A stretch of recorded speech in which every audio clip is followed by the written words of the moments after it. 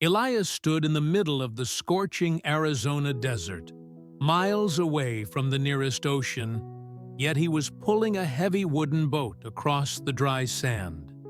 He was 28 years old, wearing a dusty office suit, his body trembling and completely exhausted. The world around him was silent, but inside his head, he was fighting a violent storm. Elias was not lost. He was just preparing for a flood that only existed in his imagination. People passing by in their cars laughed at him. They pointed fingers and shook their heads. But Elias did not look up.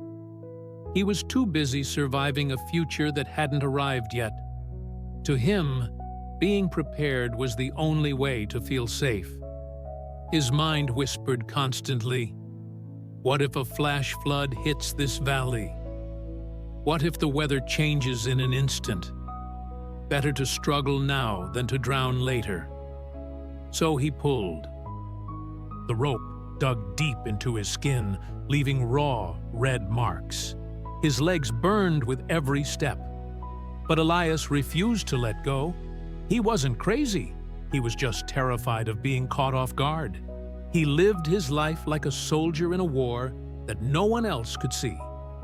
He was 28, successful, and healthy. Yet he felt like he was drowning on dry land. He carried this boat the way we carry our worries about job security, about rejection, about failure. The sun was shining, the ground was dry, but in Elias's mind, the storm was already raging. He was exhausting himself, not because the journey was hard, but because he insisted on carrying a burden that wasn't there. By noon, Elias could go no further. His legs gave out, and he collapsed in the shadow of a large canyon wall. Nearby, an old man named Sam sat on a rugged stone, sipping tea from a small metal cup. Sam had no heavy bags, no armor, no boat, just himself and the moment. He watched Elias for a long time, his eyes calm and unjudging. He didn't laugh like the others. Instead, he asked a simple question.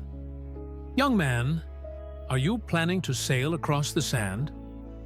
Elias wiped sweat from his eyes, his voice raspy and defensive. "You don't understand. The world is dangerous. If the flood comes, if the rain starts, I will be the only one who survives. I am prepared." The old man stood up slowly.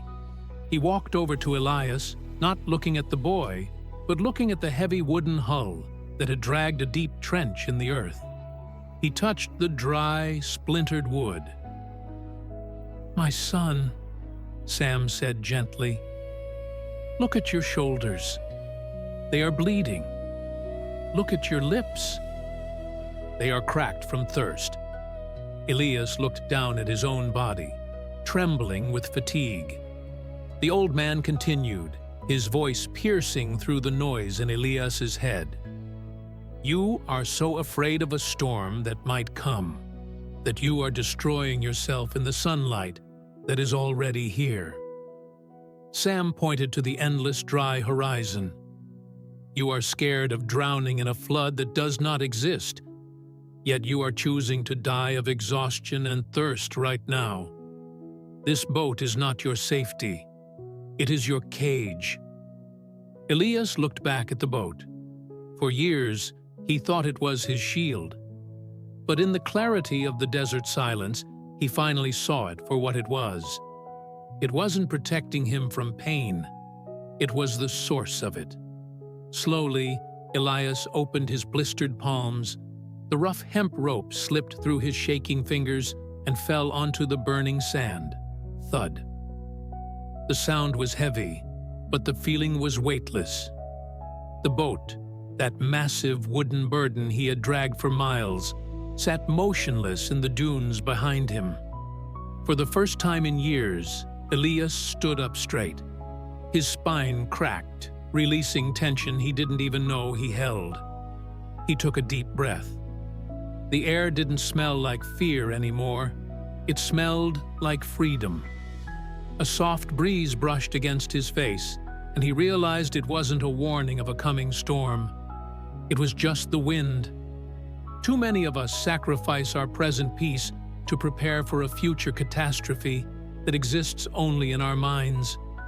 We build arks for rain that may never fall, missing the beauty of the sun right above us. Old Sam watched him walk away, light and free, before whispering a truth that echoed in the silence.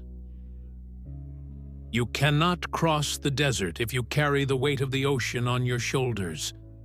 Put the boat down. The storm isn't here yet.